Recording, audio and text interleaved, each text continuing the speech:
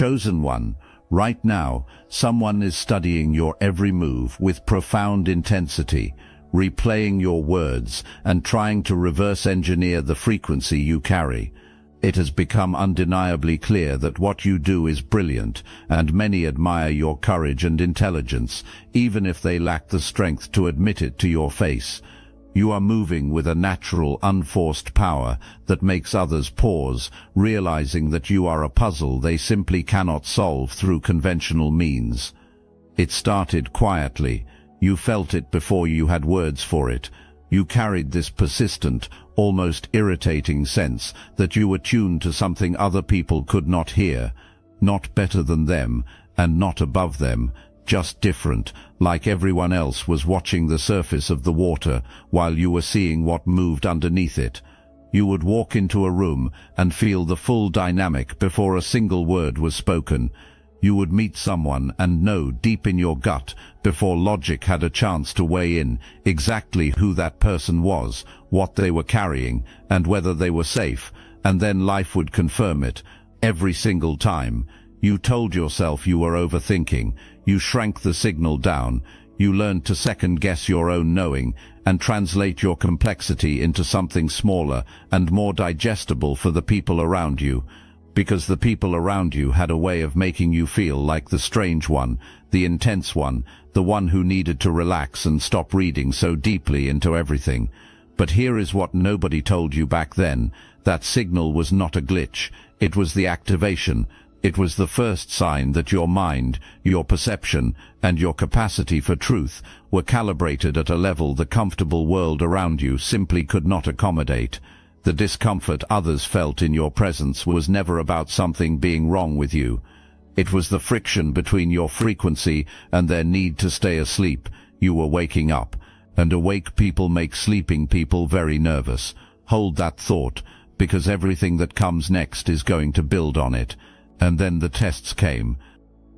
They were never labeled as tests. They showed up disguised as relationships, as opportunities, as doors that opened and slammed shut, and as people who smiled warmly while quietly subtracting from you. For a long time you took it personally. Of course you did. The losses were real. The betrayals had names and faces. The pain was not abstract. It landed in specific places and left specific marks. But here is the revelation that reframes everything. None of it was random. Every betrayal was building your discernment. Every abandonment was building your self-reliance. Every person who gaslit you into questioning your own perception was without meaning to, and without your permission, sharpening the very clarity they were trying to dull. Every closed door redirected you away from something that would have cost you far more than it gave. Every season of isolation was not punishment.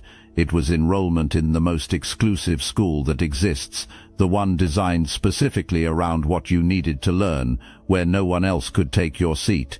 The people who tried to diminish you thought they were dealing with someone they could manage. They believed that if they made you feel small enough for long enough, you would eventually stay small. What they did not account for was what lives inside you.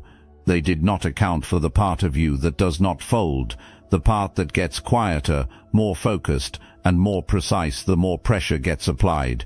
You were not being broken down, you were being refined. The fire that was supposed to finish you turned out to be the exact temperature required for what you are made of to become unbreakable. The tests were not obstacles placed in front of your story. They were the story itself. And you were passing every single one, not by escaping the difficulty, but by becoming inside it, something that difficulty can no longer touch. Now we get to the substance of it, the actual inventory of what those seasons produced. While you were going through it, you were not just surviving, you were developing capabilities that cannot be purchased, faked, or fast-tracked. You were becoming something specific, something precise, and it is time to look directly at what that is. Your pain became perception, not in a soft or generic sense, in the sharp, discerning sense of knowing a person is not safe before they finish their first sentence. You learned through experiences that demanded it, to read the signal beneath the performance. You know when someone is genuine versus strategic. You know when kindness is being used as a vehicle for control. You know when silence means peace, and when it means someone is calculating their next move. Most people spend their whole lives reacting to what is presented. You respond to what is real. Those are not the same thing. Your struggle became structure. The chaos did not just pass through you, you processed it. While everyone else was spiraling, numbing, or reaching for distraction, you were quietly asking why. Not just what happened, but what pattern it revealed, and what root it was growing from. That habit of mind, that refusal to settle for the obvious answer, is rare. It is the difference between the person who puts out the fire and the person who finds out who lit it, and why, and how to make sure it never gets lit again. Your silence became power, not passive power, loaded power, the kind that holds more meaning than speech ever could.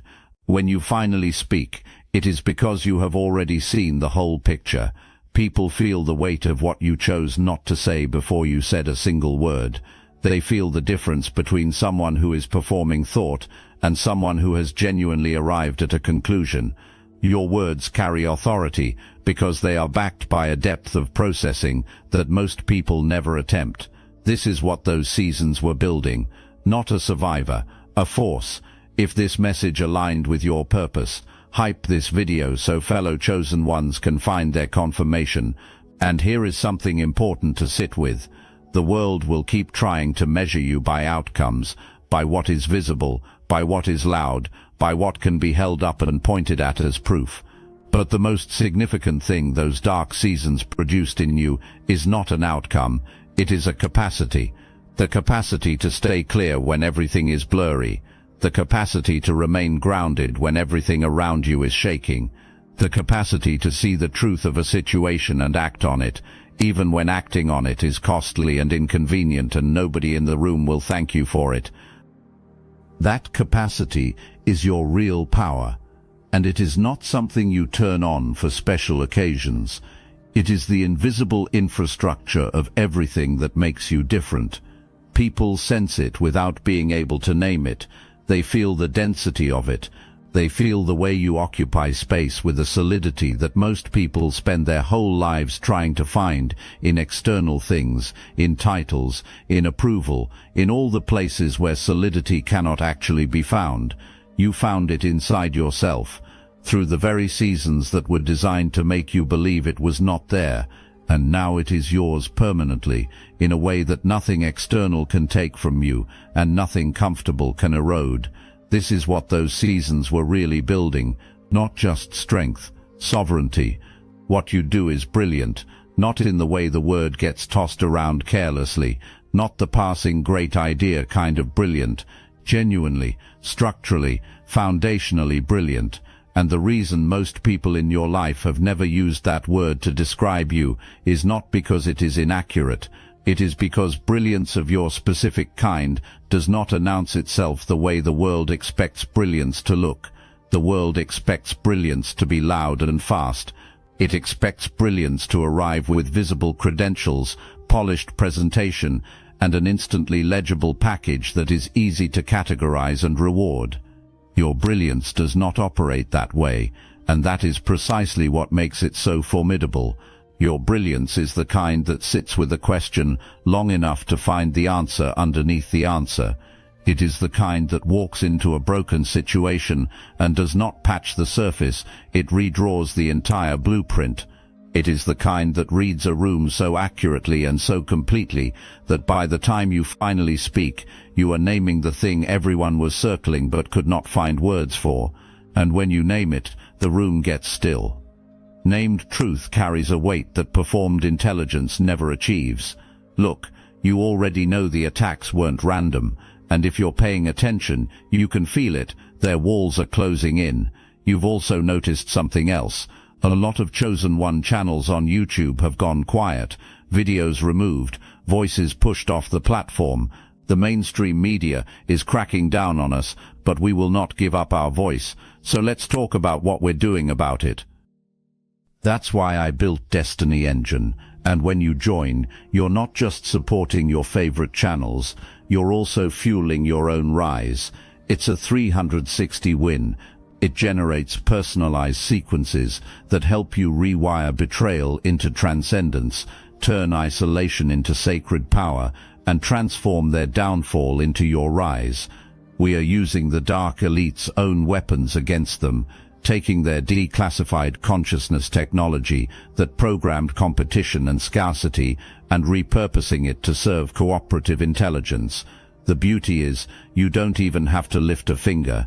You put on the headphones, press play, and your subconscious is rewired while your enemies collapse under the weight of their own lies. This is why I created it in the beginning, so everything they did to break you becomes fuel for your purpose. The collective upgrade is underway. Start your destiny engine for $1 today and watch divine justice accelerate in your life. Link in the description. Now think about your courage, not the cinematic kind, and not the kind that belongs in a highlight reel. Think about the courage you exercised when no one was watching. Think about the moment you decided not to go back to something that was comfortable but wrong. Think about the conversation where you held a truth when staying quiet would have been so much easier. Think about the time you walked away from a role, a group, or a version of yourself that other people had invested in because it was not actually you, and you chose integrity over belonging anyway. That kind of courage does not get a standing ovation, it gets silence. It gets the confused looks of people who cannot understand why you would choose the harder thing when the easier thing was right there. But those same people went home and quietly thought about what in their own lives they have been too afraid to walk away from. You unsettled something real in them, not because you were trying to, but because you did the real thing. And the real thing is always disruptive. You do not just do brilliant things. You are brilliant in the way that actually counts, in your seeing, in your standards, and in your absolute refusal to trade depth for convenience. Your courage is not a single dramatic act. It is a permanent, daily commitment to showing up as the real thing, regardless of what any room tries to require you to shrink into. The people who tried to shrink you were performing an act of profound, unconscious self-sabotage. Every time someone called you too much, punished your clarity, gaslit your perception, or framed your gifts as liabilities, that person was doing one thing with absolute consistency, forcing you inward. And inward is exactly where your power lives. Every closed door pushed you deeper into yourself. Every room that made you feel unwelcome confirmed what part of you already knew. That room was never your destination anyway. It was just a waiting area. Every moment of rejection made your sense of self more specific. Every moment of being misread made your self-knowledge sharper.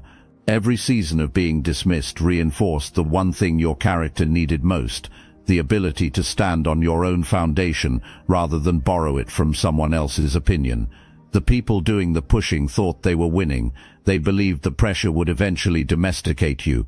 What they did not account for was the part of you that does not fold under pressure, the part that focuses instead. So rather than keeping you manageable, every attempt to shrink you was quietly doing you the greatest favor of your life. The game they thought they were playing, you were never actually in it. You were building something else entirely. And what you built does not need anyone's permission to stand. There is a specific moment. You know the one. Maybe it came after a particular betrayal. Maybe it came after a long season of silence that finally forced you to sit with yourself honestly. Maybe it arrived at the end of a relationship, or at the bottom of a failure, or in the middle of a completely unremarkable day when something inside you just shifted.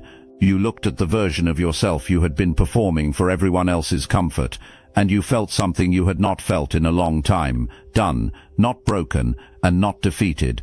Done with the performance, done with the shrinking, done with translating your magnitude into something smaller so that people who were not ready for it would not feel challenged, done with making yourself manageable for rooms that were too small for what you carry. That was the turning point of the whole story. The moment you stopped apologizing for who you are, not loudly, not dramatically, just quietly and completely, everything changed. not externally, at first, but internally. You stopped outsourcing your validation. You stopped waiting for someone else's confirmation before claiming what you already knew about yourself. You stopped holding your gifts with apology and started holding them with ownership. The way you moved changed. The decisions you made changed. The energy you extended and the energy you accepted both changed. You stopped showing up to spaces that required you to be less, and you started investing only in spaces that could receive what you actually carry. That internal shift is what the people watching you in secret are actually responding to, not your appearance and not your strategy. They are responding to the unmistakable frequency of someone who has stopped needing permission to be themselves. That is one of the rarest qualities alive, and it is magnetic in a way that no technique can replicate.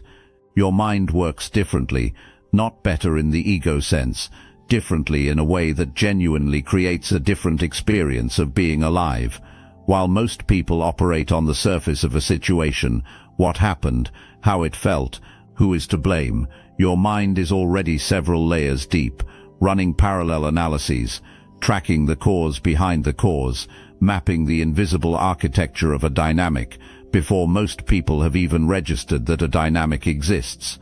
Most people experience events. You decode them.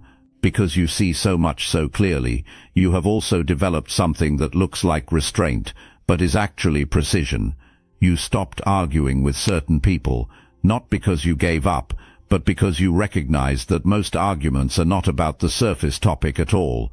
They are about the wound underneath it, the ego protection, the unresolved fear the argument gives someone a socially acceptable reason to avoid.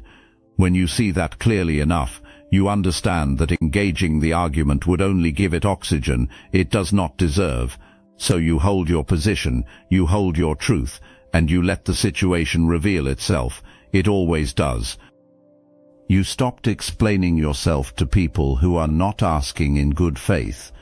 You stopped needing the last word because you already know where the situation is heading, and that quiet, unshakable certainty that settled already ahead of this energy you carry is exactly what makes manipulative people nervous, because if they cannot provoke you, they cannot control you, and if they cannot control you, they have to sit with their own chaos instead of projecting it onto you. Your intelligence is not self-serving either. Most displayed intelligence is ultimately about the person wielding it, being right, looking sharp, winning the exchange. Yours is oriented toward truth. You enter conversations to understand, not to dominate. And that orientation is so disarming that even guarded people begin to open up, because something in them recognizes that you are not collecting ammunition. You are genuinely interested in what is real. You are trustworthy with the real thing. And in a world full of people who are not, that makes you extraordinary. People who are still running from their own truth feel the contrast the moment you walk in. Some move toward you, hungry for the clarity your presence offers. Others pull back, because that clarity is exactly what they cannot afford to encounter right now. Both reactions are evidence of your power. Neither one is a problem. There is something else worth naming about your intelligence, because it often goes unrecognized even by the people who benefit from it most. You have a particular gift for asking the question that unlocks everything. Not the obvious question, not the comfortable question, not the question that keeps the peace, the question that everyone else was carefully avoiding because answering it honestly would require someone to change. You ask it without fanfare. You ask it without making the person feel attacked. You simply hold the space and place the question inside it, and the room changes. Something that had been stuck begins to move. Something that had been hidden begins to surface. Something that had been avoided for a long time becomes suddenly, almost painfully, available to be dealt with. That is a specific, rare, and extraordinarily valuable form of intelligence. It is not just analytical, it is relational. It understands that the right question, asked from genuine curiosity and delivered without ego, can do more than any answer ever could. It can open a door that no amount of pushing or persuading would have budged. And you use this gift naturally, often without realizing you are doing it, because it flows directly from the core of who you are, someone who is genuinely, deeply, structurally committed to what is true, rather than what is convenient. People carry the questions you have asked them for a long time. Those questions live in their thinking, long after the conversation ended. They find themselves returning to one of your questions in quiet moments and discovering a new layer of the answer each time. That is impact. That is the kind of mark that does not fade. You are not one thing. You are not permanently soft or permanently hard, not always open or always guarded, not exclusively the fighter or exclusively the healer. You are all of it at once, in calibrated, intelligent, situationally precise proportion. When someone comes to you genuinely broken, you become the safest place they have ever stood. You do not rush people toward resolution. You do not try to fix them before they are ready. You hold space with a patience and a depth that can feel almost supernatural, because that capacity was built inside your own dark seasons. You know from the inside what it feels like to need someone to simply be present without trying to manage you or resolve you. But when someone comes at you with manipulation or hidden agenda, when someone mistakes your openness for weakness, you become something else entirely. Not cruel and not dramatic. Precise. You hold a boundary not because you are forcing it, but because you genuinely mean it, and the difference between those two things is immediately felt by anyone in the room. You leave no room for misinterpretation and no opening for the test to be run again. This duality is not a contradiction, it is mastery. Strength and softness are not opposing forces inside you, they are tools, chosen deliberately, deployed wisely, grounded always in the question of what the specific moment actually requires. Most people default to one mode for their entire lives, either perpetually accommodating or perpetually defended. You discern. You read a situation not to fit it, but to decide what it needs from you. That sophisticated, hard-won emotional intelligence is a significant part of what makes you unforgettable, not because you are easy to be around, but because you are exactly what each situation calls for. There is a particular courage that belongs to chosen ones, and it looks nothing like what the world typically celebrates. It is not the courage of the dramatic first move. It is not the courage that earns trophies or gets chanted in a room. It is quieter, harder, more sustained, more personal, and more costly than the kind that gets celebrated publicly. It is the courage of continuing to believe in what you carry when there is no external evidence yet that it matters. It is the courage of staying loyal to your vision through the long middle, that season between when you first received the vision and when the world finally catches up to it, when nothing visible is confirming that you are right and everything comfortable is suggesting you downsize. It is the courage of holding a knowing you cannot yet prove and refusing to abandon it simply because the proof has not shown up on schedule. Most people fold in that season, and it is not because they are weak. It is because the confirmation, the approval, and the external validation all follow the commitment. They do not precede it. The people who wait for confirmation before committing never give that confirmation a reason to arrive. You moved from the inside. You acted from the knowing, before the knowing was legible to anyone else. You kept moving when you were misunderstood, doubted, and told you were wrong. That is the courage of a chosen one. That specific, unglamorous, daily renewed decision to stay true to what you see, even when what you see has not yet been confirmed by anything you can point to. That same courage extends to your standards. You held standards for how you deserve to be treated, for the quality of connection worth investing in, and for the kind of work that genuinely deserves your full engagement that others found inconvenient or unrealistic. You held them anyway, not because you were inflexible, but because you understood that your standards are not personality quirks. They are the infrastructure of your purpose. The moment you lower the standards, you lower the capacity of everything being built on top of them. Some rooms did not work out because of that. Some opportunities dissolved because they required a compromise you knew would cost more than it paid. The courage those moments required was not dramatic. It was the quiet, lonely, completely internal kind that says clearly, I know what I am building, I know what it requires, and I will not trade the long game for short-term comfort. That is intelligence in its most lived form, sustained, embodied, and expressed through action, and it compounds. Every time you make the hard right choice instead of the easy wrong one, the signal in you gets stronger, your presence gets clearer, your ability to attract the right things and repel the wrong ones becomes more precise. You become proof, living, breathing, undeniable proof that the harder road is survivable and that it is absolutely worth it. You thought you were behind. It is time to address that directly. You looked at what others seemed to be building, the visible wins, the loud momentum, the apparently effortless forward motion, and you concluded, in the cruelest possible way, that you had missed something, that your trajectory was slower, that some window had closed and left you on the wrong side of it. You were not behind. You were on a different mission, and different missions require different preparation. The length of your preparation has been proportional to the weight of your purpose. You could not be handed the next level of your life before you were genuinely capable of holding it, not because you were unworthy, but because arriving before you were ready would have cost you the very thing you were being shaped to carry.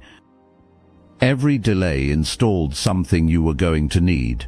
Every setback calibrated something that would otherwise have remained imprecise. Every season that felt like being forgotten was actually a season of sharpening your discernment, deepening, your foundations widening, your internal structure becoming solid enough to hold what was coming. What is built slowly and with full attention does not crack the way quickly built things crack. What you are building right now has roots deep enough to hold whatever comes next. Not because you are lucky, but because you were prepared. Not because things came easily, but because you tested your vision against reality enough times to know which parts of it are permanent truth and which parts were simply ego wearing the costume of vision. Your timeline was never behind anyone else's. It was always ahead of the version of you that had not yet done the work to receive what was waiting, and that version is no longer who you are. The admiration is not about an image. It is not a reaction to something you packaged or curated for public consumption. It is a response to the specific, rare quality of encountering someone who is fully present, not present as in attentive to the moment, but present as in fully, authentically, without a performance layer present. That quality is rare enough that most people do not have a name for it when they feel it. They simply know something is different, something is real. The courage people admire in you is not the fearless kind. It is the afraid and doing it anyway kind, the kind that feels the full weight of what the authentic choice might cost and makes it regardless. That kind of courage resonates deeply because it is recognizable. People know that weight personally. They have felt it. And when they watch you carry it without putting it down, something in them quietly recalibrates what they believe is possible for someone like themselves. The intelligence people admire in you is not the kind that makes anyone feel small. It is the kind that makes people feel more capable in their own right. When your mind works through a problem, names a truth, or connects two things that others had been looking at separately, the room does not shrink, it opens. People leave conversations with you having more access to their own thinking than when they arrived, because you model what it looks like to follow a question wherever it leads, without needing the answer to confirm what you already believed. That is a rare gift, and it radiates outward long after the conversation ends. Underneath both the courage and the intelligence is the quality that holds the whole thing together, your integrity. The seamless, unperformable alignment between what you believe, what you say, and what you do. That alignment is what makes you genuinely impossible to copy. Performances follow scripts, and scripts can always be stolen. But you are not following a script. You are the same person in every room, under every kind of pressure, whether anyone is watching or not. That consistency is not rigidity, it is wholeness, and wholeness radiates in a way that nothing performed can replicate. You are the real thing. In a world built on performance, positioning, and carefully managed presentation, you are genuinely, undeniably, unmistakably real. That is what people are watching. That is what they are quietly trying to understand. That is what they will never be able to reverse engineer, because what they are looking at is the result of every choice you made to become who you are, and making those same choices is the only way to get there. And do not underestimate what it means to be someone's reference point for what is possible. Right now, without your awareness, you are living in someone's mind as the evidence they needed. Evidence that it is possible to go through the kind of fire you went through and come out still caring, still curious, still open, still willing to try. Evidence that integrity is not just a philosophy you can admire in theory, but a way of actually living that a real person is actually doing. Evidence that you can hold your ground without losing your humanity, that you can be sharp without being cruel, that you can be powerful without being closed. That evidence matters more than you know, because the people who are watching you navigate this life are not just admiring a quality in you. Some of them are using the fact of you to justify a belief they were about to abandon. The belief that doing things the right way still matters. The belief that depth is worth the cost. The belief that who you are underneath everything is more important than what you can manufacture on the surface. You are keeping that belief alive for people who needed a reason to keep holding it. That is not something you set out to do. It is simply what happens when a person lives with enough honesty and enough courage and enough genuine commitment to their own truth that it radiates outward and becomes something other people can navigate by.